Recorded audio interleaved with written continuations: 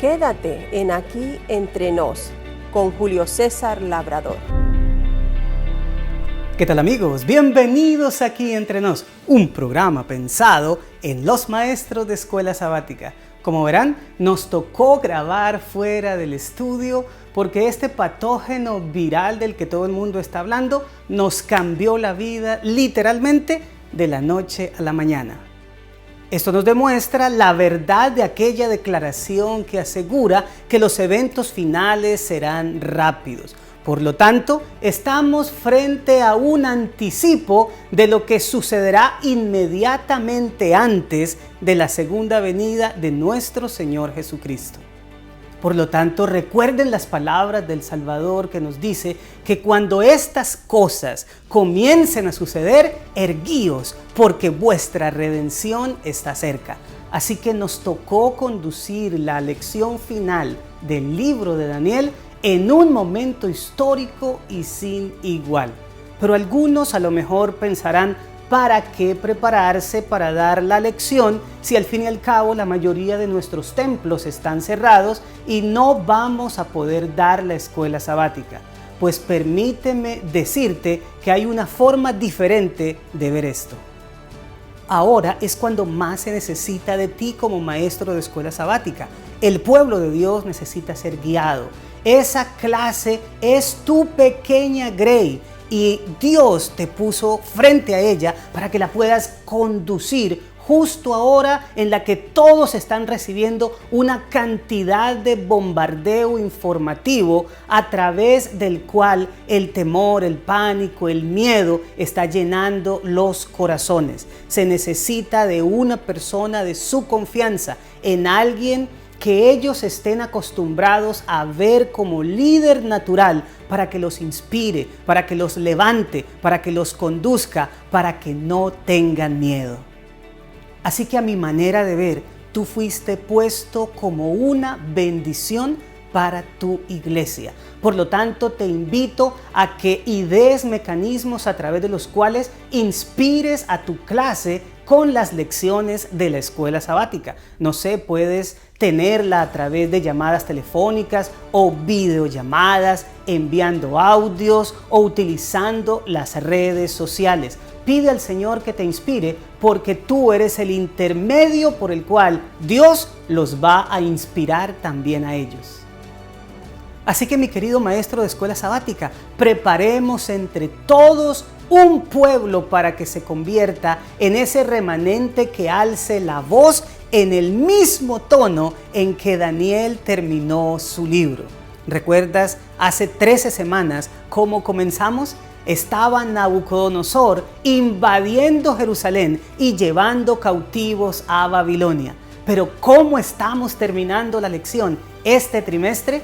Con Miguel, el gran príncipe que se ha levantado para sacar de la Babilonia escatológica a su pueblo y conducirlo hacia su morada en la Nueva Jerusalén. ¿Estás listo entonces para cerrar con broche de oro esta extraordinaria aventura bíblica que significó el estudio del libro de Daniel? Pues entonces, comencemos. Las herramientas básicas para cada segmento de tu repaso están en El Sábado Enseñaré, el título que identifica el material auxiliar para el maestro. Repasa con tu clase las páginas 154 a 157 de tu folleto de maestros, porque ahí encontraremos la esencia de lo que le debemos decir a la clase esta semana. Primer segmento, motiva, 1 minuto. Acelera el corazón de tus alumnos motivándolos con una razón válida de por qué esta lección es importante para sus vidas. Prueba diciéndole a la clase lo siguiente: ¿sabes lo que implica para ti que Miguel, el gran príncipe, está de parte de los hijos del pueblo de Dios? Pues este repaso se ocupa precisamente de encontrar esa respuesta. Y sin decir más, pasa a la siguiente sección porque el ambiente está listo para que tu clase te siga. Segundo segmento, explora, 15 minutos. Extrae de la mente de tus alumnos los 3 aspectos más edificadores del carácter que la lección contiene.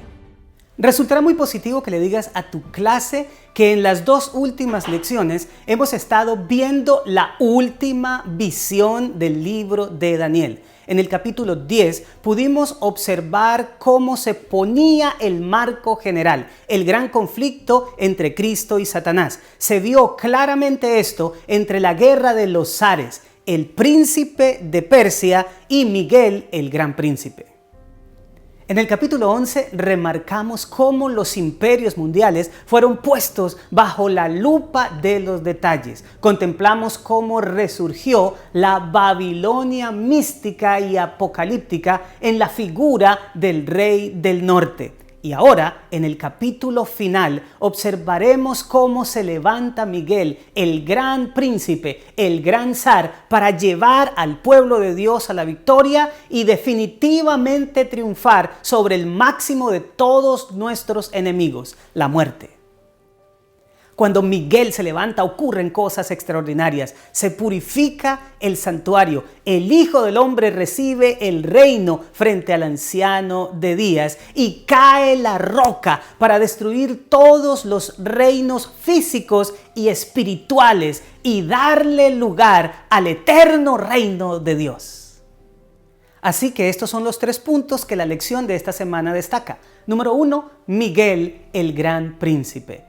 Cuando estuvimos estudiando Daniel capítulo 10, nos dimos cuenta de las similitudes que existían entre Miguel y nuestro Señor Jesucristo. Llegamos a la conclusión, basados en la revelación de Daniel 10 y la de Apocalipsis 1, que se trata del mismo Hijo del Hombre. Por lo tanto, el Señor Jesús no solamente se ha estado revelando en este capítulo, sino a lo largo de todo el libro de Daniel. Veamos. En el capítulo 3 era el 4.º hombre en el horno de fuego. En el capítulo 7 era el Hijo del Hombre que se presenta ante el anciano de días. En el capítulo 8 era el príncipe de los ejércitos, mientras que en el capítulo 9 era el Mesías príncipe que sería cortado a la mitad de la semana. En el capítulo 10 era el varón vestido de lino y en el capítulo 12 es Miguel, el gran príncipe. Por favor, pídele a tu clase que lea Daniel capítulo 12, versículo 1 y después de esto pregunta ¿qué 3 cosas nos dice este texto acerca de Miguel? Permite que tus alumnos puedan participar y al final, entre todos, saquen la respuesta. Las 3 cosas son, número 1, Miguel se levantará. En segunda instancia es el gran príncipe y en tercer lugar se dice que está de parte de los hijos de tu pueblo. Hablemos de la primera expresión, se levantará. El vocablo hebreo que aquí se utiliza es amad, que significa en un contexto militar hacer formación o tomar posición. Inmediatamente lo que nos viene a la mente es un contexto de guerra, un ejército preparándose para la batalla. Pues bien, en el libro de Daniel hemos visto el fluir de los imperios, Babilonia, Medo-Persia, Grecia, Roma papal. Todos ellos se han instalado en el poder después de guerras. Sin embargo, ahora le toca el turno a Miguel, el gran príncipe, que viene a enfrentarse al enemigo final, derrocarlo y entonces instalar el eterno reino de Dios. Pero esta palabra también puede utilizarse en un contexto judicial. Es decir, que cuando Miguel se levanta, lo hace frente a un tribunal con el objetivo de defender a todos aquellos a quienes él está representando. Miguel nos está defendiendo en el juicio investigador. La segunda expresión es el gran príncipe. Ya estamos familiarizados con el vocablo hebreo para príncipe, ¿lo recuerdas? Es zar. Esta palabra tiene 3 connotaciones. La primera la vincula con la realeza, significa príncipe o rey. La segunda tiene una connotación militar, significa comandante. Y la tercera es un término técnico para referirse al sumo sacerdote. Pues bien, cuando Miguel, nuestro zar, se levanta, lo hace en estas 3 calidades. Como rey, viene a llevarnos a su reino. Como comandante en jefe de las huestes celestiales, viene a protegernos. y como sumo sacerdote intercede por nosotros en el santuario celestial. Y la última expresión es está de parte de los hijos de tu pueblo. La expresión estar de parte de en hebreo es omed y literalmente significa defender o proteger. Esta expresión está enmarcada en un contexto muy particular, el tiempo de angustia sin precedentes. Aquí el pueblo de Dios puede estar tranquilo porque Miguel frente a sus enemigos los protege. En el santuario celestial lo representa y frente al juicio los defiende. Pasemos ahora al punto número 2 de Explora, la resurrección. Este no solamente es uno de los puntos importantes de esta semana, sino de todo el trimestre. Asegúrate, querido maestro, de que tus alumnos puedan comprenderlo claramente. En primera instancia, invítalos a leer Daniel capítulo 12, versículo 2, y después de esto pregúntales qué significa dormir en el polvo de la tierra y cómo puede alguien despertarse de eso. Permite que tu clase pueda opinar. Para nosotros es claro que la muerte es como un sueño porque el Señor Jesús lo declaró en ocasión de la muerte de Lázaro. Cuando alguien muere, su cuerpo vuelve al polvo de donde fue creado. Esto nos hace pensar en Génesis capítulo 2, versículo 7, y hay una conexión estrecha con lo que enseñara Salomón en Eclesiastés capítulo 12, versículo 7, con referencia al estado de los muertos. De esto se deduce que dormir en el polvo de la tierra es otra forma de hablar de la muerte. Pues bien, si alguien está muerto porque duerme en el polvo de la tierra, ¿cómo puede despertarse de ahí? Este es uno de los textos que más explícitamente hablan en el Antiguo Testamento en cuanto a la resurrección. Aquí, la palabra como tal no está escrita, sin embargo, el concepto resulta absolutamente evidente. Pero hablemos un poco más profundamente acerca de la resurrección. La Biblia nos enseña que el milenio o periodo de 1000 años descrito en Apocalipsis 20 está enmarcado por dos resurrecciones. Se les llama respectivamente a cada una de ellas la primera y la segunda resurrección. Ambas tienen un carácter exclusivo. El apóstol Pablo en 1 Tesalonicenses capítulo 4 versículo 16 nos dice que quienes participarán de esa resurrección serán los muertos en Cristo. Y en 1 Corintios capítulo 15 versículo 52 se nos indica que la naturaleza que tendrán los resucitados será incorruptible. Pues bien, ningún impío podrá participar de algo como eso. Por otro lado, Apocalipsis capítulo 20, versículos 5 al 10, nos indica que después del milenio vendría otra resurrección de la cual participarán los impíos, que cuando se levanten serían engañados por Satanás y que finalmente recibirían el castigo final. Es obvio que ningún justo participaría de algo como esto. Pero la resurrección de la cual se nos habla en Daniel capítulo 12 versículo 2 es absolutamente diferente a aquellas porque esta tiene la característica de ser mixta.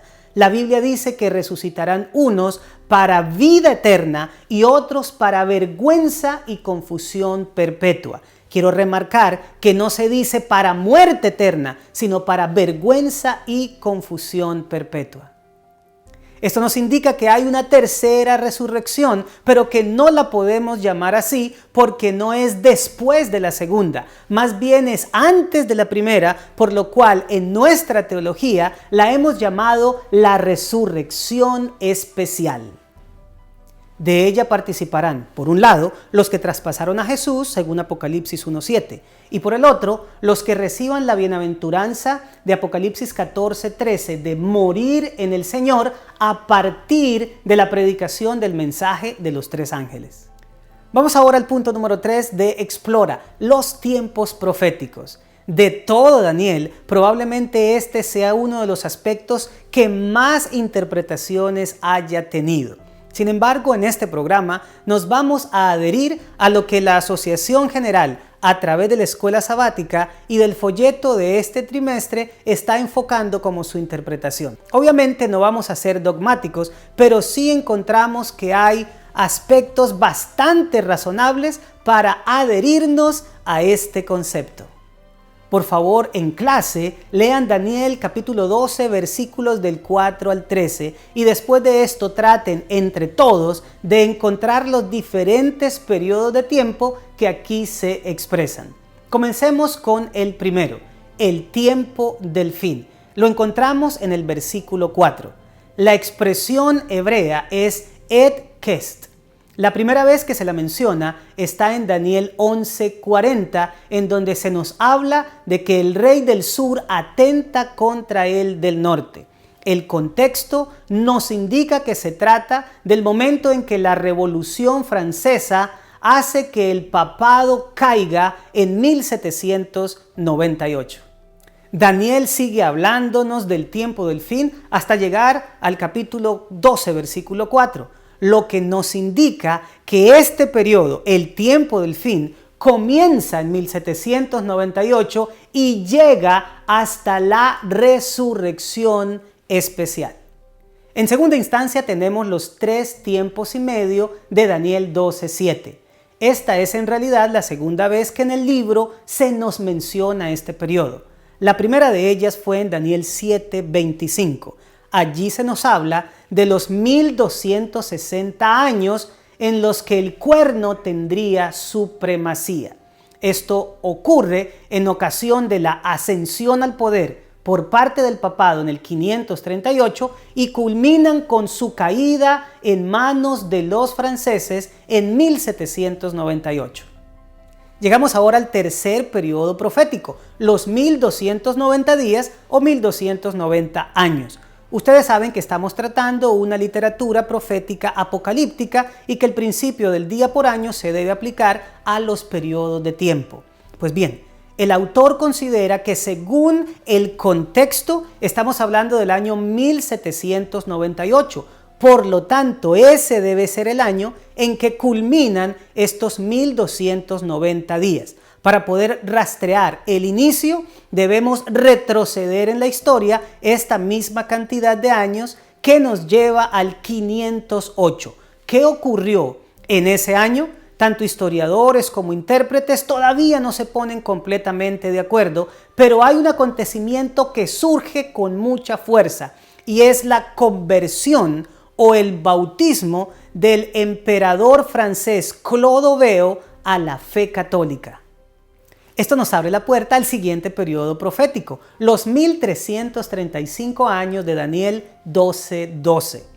Pues si en 1798 se cumplieron 1290 días, llegar a 1335 es avanzar 45 años más. Esto nos ubica en 1843, un periodo crucial para nuestra iglesia. En ese año se encontraba en pleno apogeo la predicación milerita de la purificación del santuario basada en Daniel 8:14. Y aquí tenemos una conexión fabulosa entre Daniel 12:12 y Apocalipsis 14:13. En ambos casos se nos habla de una bienaventuranza. En Daniel se nos dice que bienaventurados los que lleguen a 1335 días. En Apocalipsis se nos dice bienaventurados los muertos en el Señor que mueren de aquí en adelante. En ambos casos el contexto es la resurrección especial. Y llegamos entonces al último de los periodos proféticos de Daniel 12. Está en el versículo 13 y lo hemos llamado el fin de los días. Aquí se nos dice que al fin de los días, Daniel se levantará para recibir su porción o su heredad. Nos hace pensar evidentemente en la resurrección de Daniel. Y recibir su heredad o su porción tiene que ver con la repartición de la tierra que hizo Josué después de la conquista de Canaán. Entonces, por contraste, esto nos quiere llevar a pensar en la recepción de la tierra prometida después de que Miguel haya triunfado sobre los poderes de este mundo. Pero aquí debemos hacer una clarificación muy especial. Uno es el fin de los días y otro es el tiempo del fin. El tiempo del fin concluye con la resurrección especial, pero el fin de los días llega con la primera resurrección o resurrección de los justos. Algunos considerarán que la distancia en tiempo entre la resurrección especial y la primera resurrección es básicamente mínima. Yo concuerdo con eso. Sin embargo, me pareció apropiado hacer esta última clarificación. Tercer segmento. Aplica 12 minutos. Plantea simulaciones de la vida real con escenarios que necesiten soluciones basadas en lo estudiado, estimulando así la participación. Los siguientes escenarios buscan llevar todo lo estudiado a la aplicación. Yo les preguntaría en primera instancia a nuestros alumnos qué seguridad les brinda a ellos saber que Miguel es nuestro rey, sacerdote y abogado. El segundo escenario hipotético es el siguiente. ¿Cómo le explicarías a alguien joven en la fe la diferencia entre la resurrección especial y la primera resurrección? Y de todos los periodos de tiempo de Daniel 12, ¿cuál es el que más te llama la atención y por qué? Cuarto segmento. Crea 2 minutos. Lleva la lección más allá de la clase. Desafía a tus alumnos a realizar una tarea durante la semana. Ya que tenemos que quedarnos por mucho más tiempo en casa durante estos días, invita a tu clase para que comparta en las redes sociales su esperanza en la segunda venida y en la resurrección. Y para despedir a tu clase, concluye la lección de una manera sencilla y elegante. Miguel se levanta para protegernos de los poderes perseguidores, representarnos ante el tribunal celestial y liberarnos del poder de la muerte. Y antes de despedirme, quiero compartir contigo que la próxima semana iniciaremos un nuevo trimestre en el cual estudiaremos cómo interpretar las Escrituras. Alabo al Señor porque muchos intérpretes alarmistas van a quedar sin adeptos, porque el pueblo de Dios sabrá cómo diferenciar la verdad del error. Bueno, mis amados, esto fue Aquí Entre Nos, un programa pensado en los maestros de escuela sabática. Nos vemos la próxima semana y recuerda, crece compartiendo tu esperanza, porque Cristo viene pronto.